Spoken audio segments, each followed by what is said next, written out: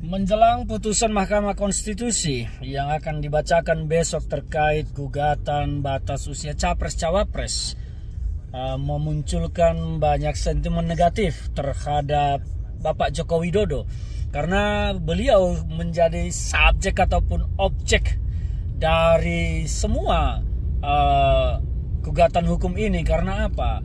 Publik melihat gugatan ini mengarah kepada kepentingan Pak Joko Widodo yang ingin membangun dinasti politik dengan memberikan dan mendorong Gibran Rakabuming, putra beliau, untuk menjadi cawapres bagi salah satu capres yang selama ini malah lebih condong terlihat akan dipasangkan oleh pendukung Prabowo Subianto dengan Prabowo. Nah, ini kan menimbulkan banyak dugaan-dugaan, persepsi, dan asumsi-asumsi karena Pak Jokowi sendiri sebagai presiden maupun sebagai pribadi, sebagai ayahanda dari Gibran, tidak memberikan pernyataan secara konsisten dan secara konkret sikap beliau apakah menolak perubahan itu atau tidak.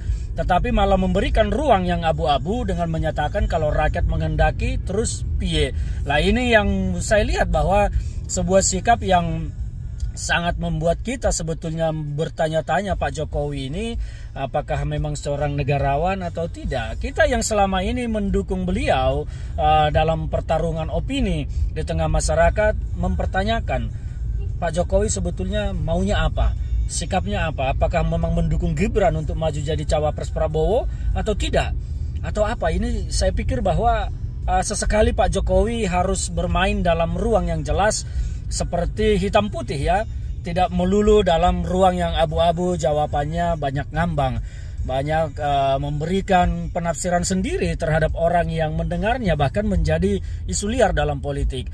Bagi saya sebetulnya tidak masalah Gibran berpasangan dengan Prabowo. Ini adalah sebuah demokrasi. Kalau memang undang-undang mengizinkan, atau bahkan kalau Pak Jokowi berpasangan dengan Pak Prabowo pun, bagi saya tidak masalah sepanjang undang-undang mengizinkan. Tetapi untuk saat ini, undang-undang tidak mengizinkan Gibran yang usianya masih 35 untuk menjadi calon wakil presiden maupun capres, karena undang-undang membatasi di usia 40. Nah, sekarang kita mempertanyakan sebetulnya kejelasan sikap, apakah Pak Jokowi mengizinkan atau bahkan mendukung, atau jangan-jangan malah beliau penulis skenario dari ini semua, kita tidak tahu. Maka apa yang terjadi besok dengan dugaan-dugaan publik, apalagi bahwa Mahkamah Konstitusi saat ini dipimpin oleh ipar dari Pak Jokowi ya, ipar beliau yang menikahi adik dari Pak Jokowi sendiri, sehingga sampai muncul kritikan-kritikan halus meskipun tajam, Mahkamah Konstitusi diganti sebagai Mahkamah Keluarga. Yang kedua, muncul hashtag, saya perhatikan tadi di media sosial, hashtag kami muak. Ini menurut saya bahwa Pak Jokowi harus berhitung betul, mengkalkulasi secara benar-benar apakah beliau harus menentukan sikap secara hitam putih atau tidak. Tetapi saran saya bahwa Pak Jokowi sudah harus bersikap hitam putih terkait dengan gugatan ini, supaya publik tidak meraba-raba, tidak berasumsi sendiri, karena dampaknya adalah ke Pak Jokowi sendiri, yang kita sendiri berharap bahwa beliau akan soft landing pada akhir jabatannya dan tidak ada kemelut. Tetapi yang terjadi sekarang justru terlihat bahwa Pak Jokowi landingnya tidak akan soft, tidak akan mulus, karena ada banyak gerakan-gerakan yang justru membuat publik seperti geram ya, bahwa publik selama ini mendukung Pak Jokowi karena memang semua melihat ada ketulusan Pak Jokowi untuk memimpin bangsa. Tetapi ketika ketulusan itu dianggap hilang, maka saya tidak heran nanti kalau masyarakat meninggalkan Pak Jokowi. Jadi kalaupun Pak Jokowi akan mendukung Prabowo atau Gibran bersama dengan Prabowo,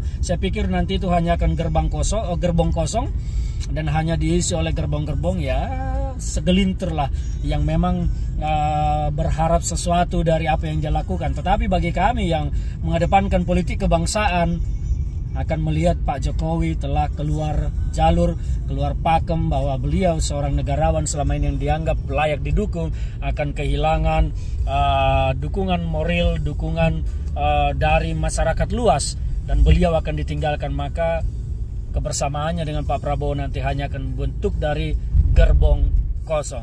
Kita tunggu besok Mahkamah Konstitusi akan memutus seperti apa. Tetapi bagi saya, pendapat saya, kalau Mahkamah Konstitusi hakim-hakimnya benar adalah sosok-sosok yang berintegritas, tidak bermain politik, maka putusan yang harus dijatuhkan adalah menolak gugatan batas usia tersebut dan mengembalikan hal tersebut kepada DPR sebagai hak legislasi DPR, dan itu tidak berwenang diputus oleh Mahkamah Konstitusi karena konstitusi kita tidak pernah menuliskan aturan batas usia, tetapi batas usia itu adalah hak legislasi DPR. Karena apa? Konstitusi menuliskan diatur kemudian di dalam undang-undang, dan undang-undang sudah mengaturnya.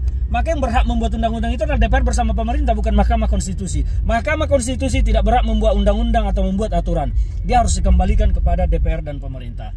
Semoga teman-teman para hakim yang mulia, hakim Mahkamah Konstitusi mengerti kondisi dan betul-betul tidak bermain politik dalam hal ini. Jangan kita jerumuskan Pak Jokowi ke dalam hal-hal yang akan membuatnya menjadi abu di akhir masa jabatannya. Salam dari saya.